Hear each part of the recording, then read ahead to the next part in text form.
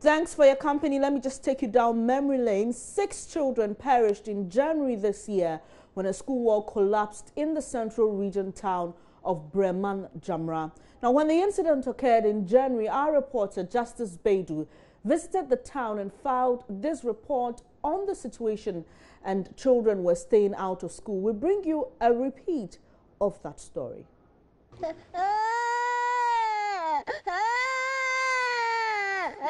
The cry of a child still terrified by memories of his classroom block falling over him.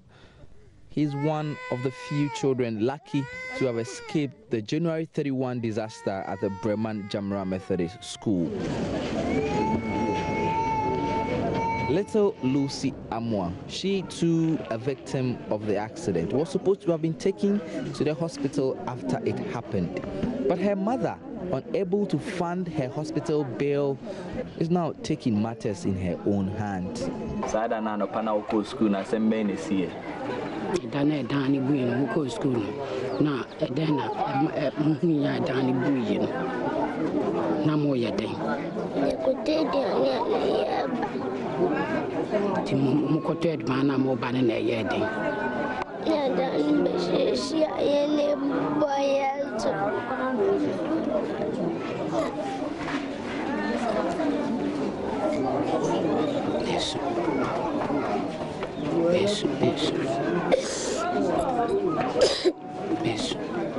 Ubeko school beam. Ubeko school beam. Ubeko school beam.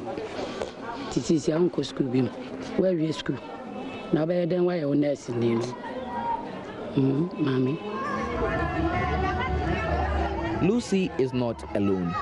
Many of the children in Breman Jamra now do not want to go back to school again.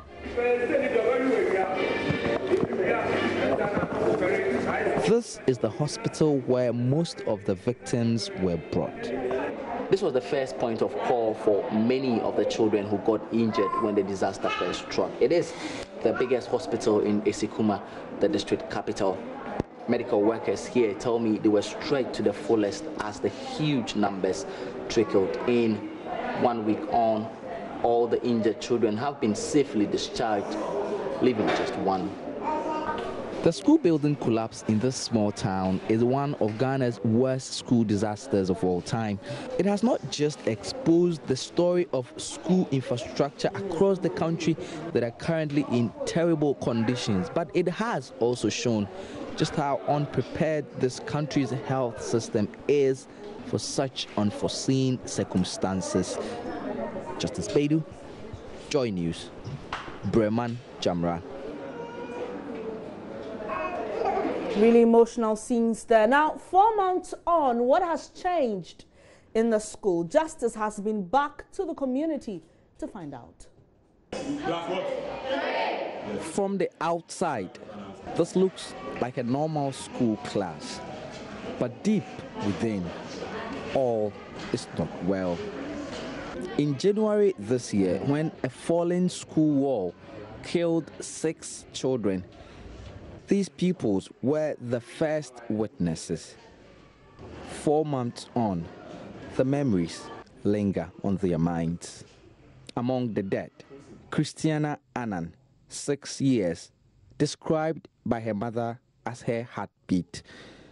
Esther Mensah, also 6, who wanted to be a nurse.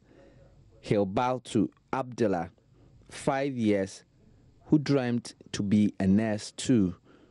Shahida Abdullah, 5 years, whose family described as a lover of books, who loved reading anything and everything. And Juliana Ayensu, 6 years, who just loved cooking. This is the structure where in February 6 children were killed when a wall fell down. Fast forward 4 months on, and this structure is what we are talking about. This is a structure that I'm told is over 50 years old. And this is where children have now been moved to study. What I've been told that is that this structure is actually more dangerous than the one that killed over 6 innocent children.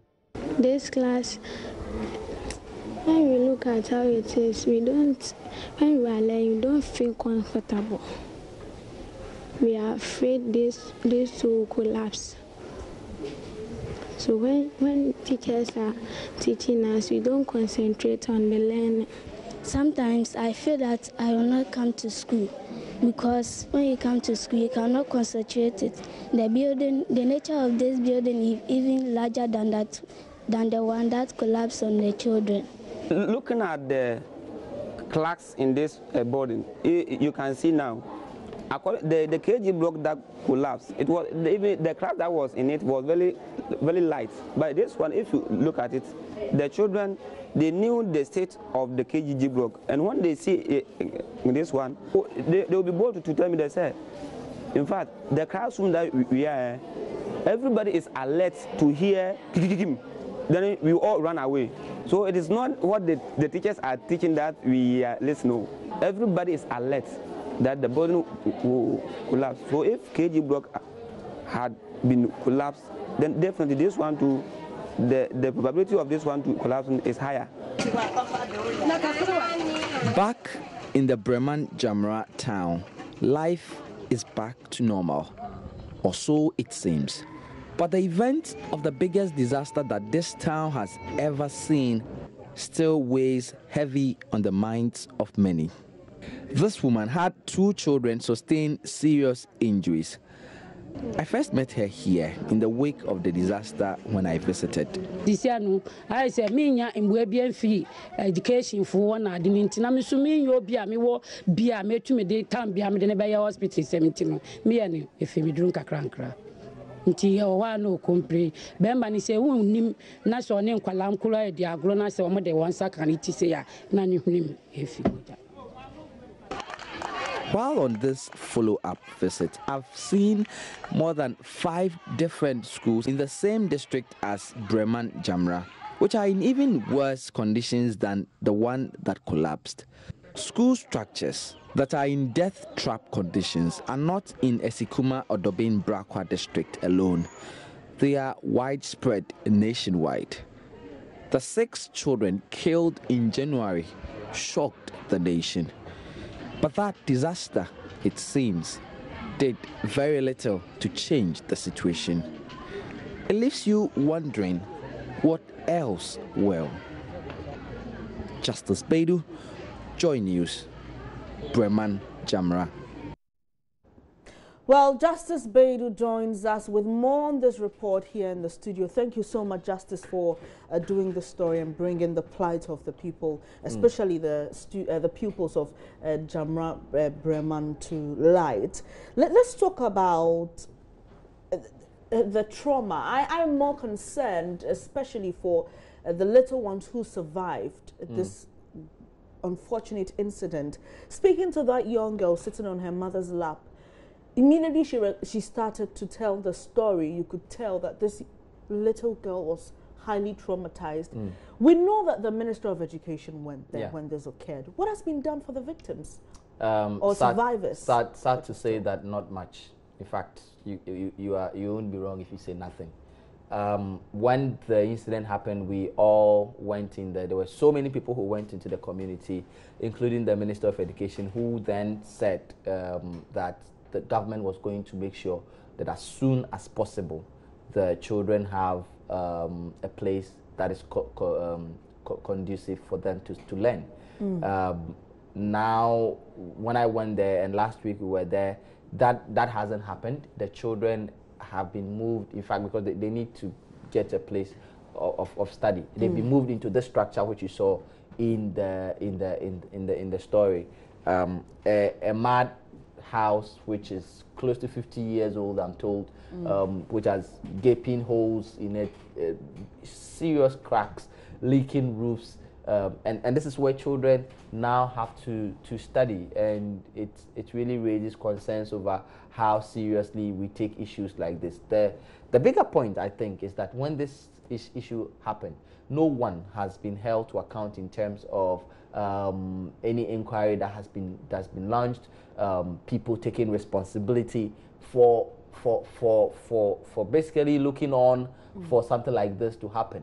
And so, yeah, this is where we find ourselves. Parents are really disappointed. The government hasn't kept its word of ensuring that the children have a safer place to study. And in fact, even for children who sustain injuries like this girl you saw in the story, who are living with terrible trauma, they haven't got any help at all. All right, you just hold on for me because I know there's a lot to tell because you visited the community. But let's speak to the Executive Director of Child Rights International, Mr. Bright Appiah. He joins us on the phone for to share some thoughts on this rather disturbing incident. Good morning to you, sir. Thanks for your time. Yeah, good morning.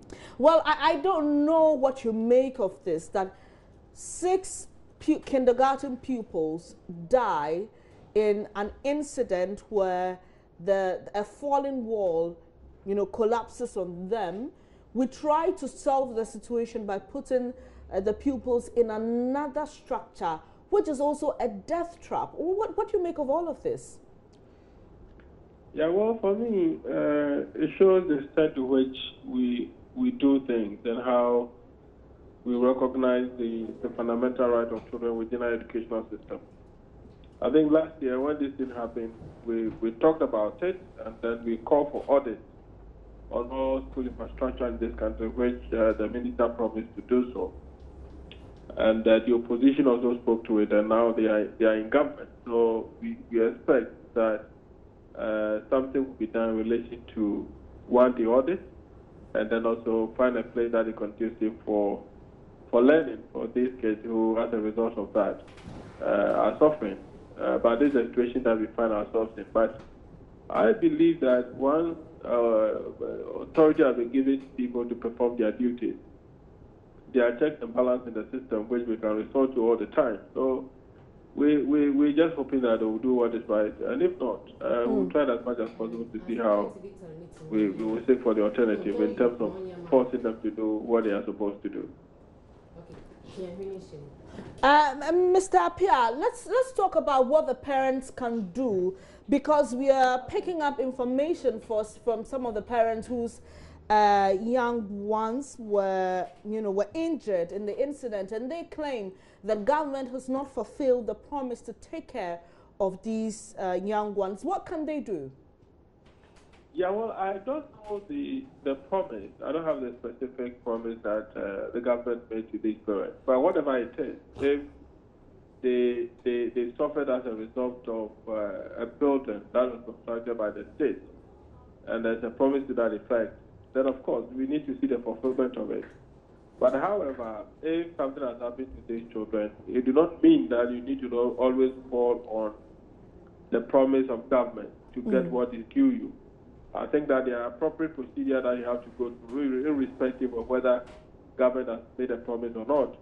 You can seek for redress in relation to what caused the whole issue and all that. And if by investigation it's established that it's a negligent conduct on the part of the state, then they should be awarded with damages and all that. So it's not about a promise, but I think that it is just for them to invoke their rights under the Constitution to ensure that children, the family benefits from it and all that. So those are the things that, for me, they should be looking at, rather than depending on the promise that government has made. Government can only make promise in relation to this particular issue when it comes to the infrastructure development.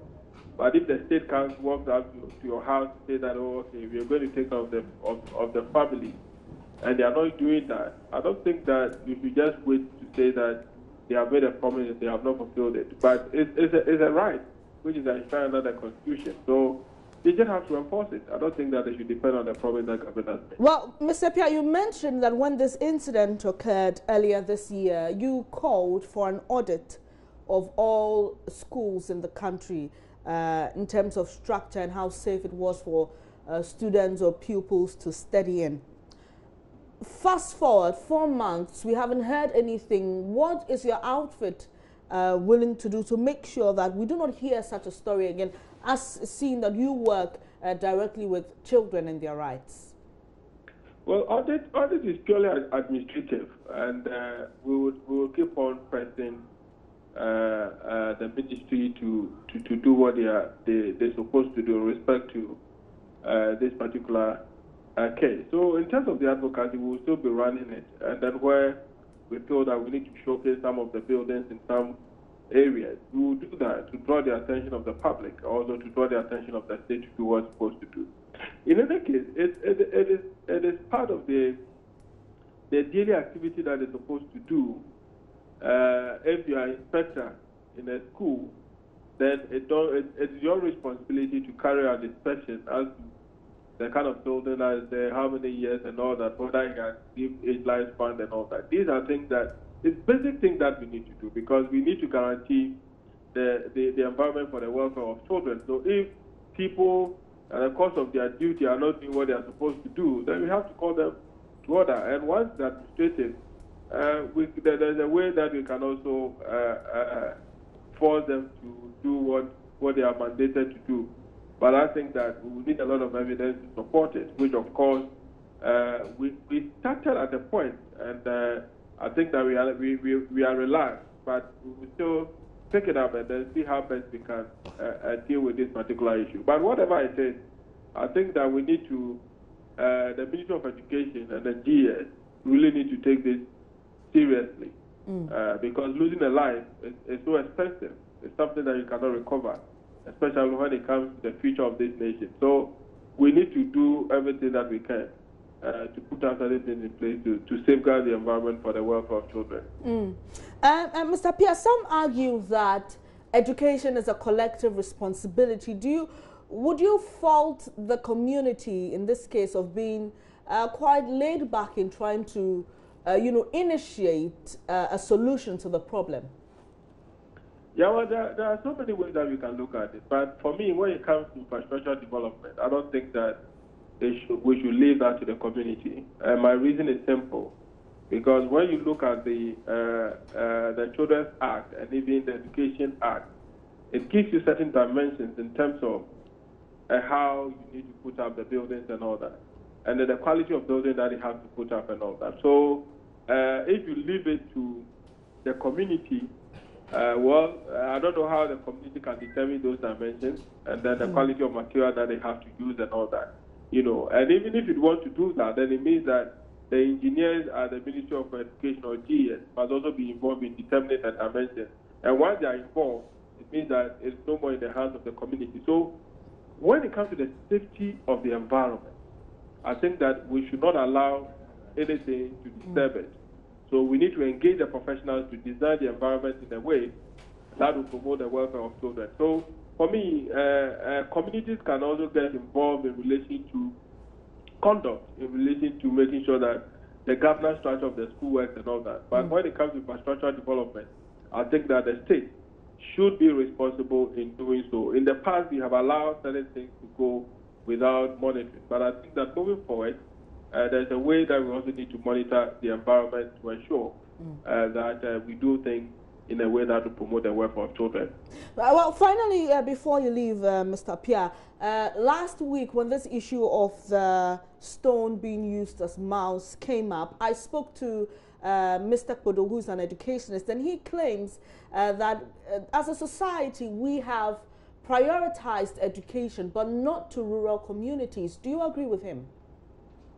Yeah, well, research that we have conducted in terms of the rural and urban divide clearly shows what is espousing. So I think that we are not doing what we're supposed to do for our rural folk in terms of the things that we want them to do. Because clearly, if we've asked children to write ICT as a composite subject for our CEC, and we are not providing them with all the logistics, then it comes back to the point that you have prioritized education, all right, but when it comes to rural communities, you are not paying attention to them and all that. So I totally agree with the statement that he has made, but whatever it is, we need to do our best and ensure that at least we do things that would also promote the welfare of children. I do not believe in this ad hoc way of doing things. For instance, it happened in a particular school where the people have donated. The point is, in other schools, what is happening to them? What are we going to do? So it should be a policy that should cut across. It should not be an intervention that once it's headed, we will rise and go and do it. Because the right of children is guaranteed for all persons. So we cannot just take it for granted in terms of the support system that we give to them. Once we have said that they should write ICT, then the state must be responsible to provide them with all the logistics to be able to do so. Otherwise, children can decide not to write it, and I don't think that anybody can force them to do it because they don't have the equipment. Sure. So how do you want them to write a subject that they don't have equipment for? Right. Thank you very much for your time this morning, Mr. Bright Appiah. He's Executive Director of Child Rights International. I've got Justice with me in studio. Justice is the one who produced these two reports when it occurred and 4 months after. So, Justice, I mean, I'm just wondering what we can do. Have you tried reaching the Education Directorate? What's your final words in all of this in terms of solutions? I think the response from the people who should actually take responsibility for issues like this, for me, has been at best lackadaisical. If you think the Regional Education Directorate haven't really been forthcoming with answers, I'm still shocked as to why 4 months on for such an incident there wasn't any serious inquiry that was launched. There wasn't we haven't heard a single person who has till date been held to account for what happened, and we still do not know what going forward the ministry or the service itself plans to do. Like Mr. Appiah indicated, that we had expected that at least there would have then been an audit of the safety of other schools across the country to ensure that the children are safe in there. But none of this hasn't been done, and so for me that is an issue of worry, and we should still keep the light on it and make sure that things like that are done. Thank you very much, Justice Beidou, and thank you for bringing the plight of these children to the fore. Well, interesting, we are discussing 4 months after an incident where 6 kindergarten pupils lost their lives because the structure they were learning in collapsed on them. We are hearing that the temporary structure is also a death trap because there are cracks in the walls, and the students fear that unfortunate incident could happen again. Now let's delve into this issue a bit further, because energy think tank Africa Center for Energy Policy, ACEP, has revealed the construction of basic school in question should have been funded by Ghana's oil revenue. Questions have been raised in the past about oil-funded projects that have not seen the light of day. My colleague Daniel Dazi has the figures, and he joins me in the studio. Thank you so much for joining me. Daniel, can you share with us exactly what you have here? So what I have here are basically figures from the Public Interest Accountability Committee from 2014 and 2015. They show the percentage of our oil revenue that went into education, particularly the infrastructure side of education. Now, what often happens is that if there is a different use for funds going into the education sector, it's indicated. For instance, this year, about 211 million Ghana cedis will be used for free SHS, which is not an infrastructure project. But into these figures, for the year 2014, a total of 40 projects were embarked upon with 12,030,969 Ghana cedis. These went into various classes of projects, the largest number of which were 6-unit classroom blocks, 25 of them, over 2 million Ghana cedis spent there. 3-unit classroom block, 1 of that, a home economics block, and some 4 kindergarten blocks across the country. And for 2015, what happened was that the largest expenditure when it comes to infrastructure in education was again 6-unit classroom blocks, 39 of them, and 3-unit classroom blocks. If you put those two together, you have a little over 4 million Ghana cedis going into the construction of schools. So where does ACEP's argument come in? They claim that this particular school should have been built using our oil revenue. Their assertion is that this school is one of these projects that we have named. Now, the question that has come up, and it has been raised by the Public Interest Accountability Committee in the past few years, has been that, yes, they have these on paper, that so and so and so is supposed to be built. They get some of the projects, they visit the sites, and this has not been built. This has been raised on a number of occasions by Dr. Steve Mantiao. He's also the co-chair of the GHEITI. And so all these are questions that are coming up. Of course, we are still delving further into them.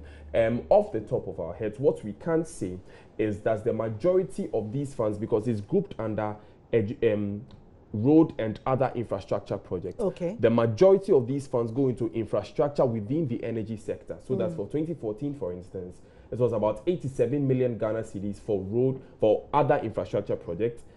86% of this was used in the energy sector. Well, thank you very much for the revelations you shared.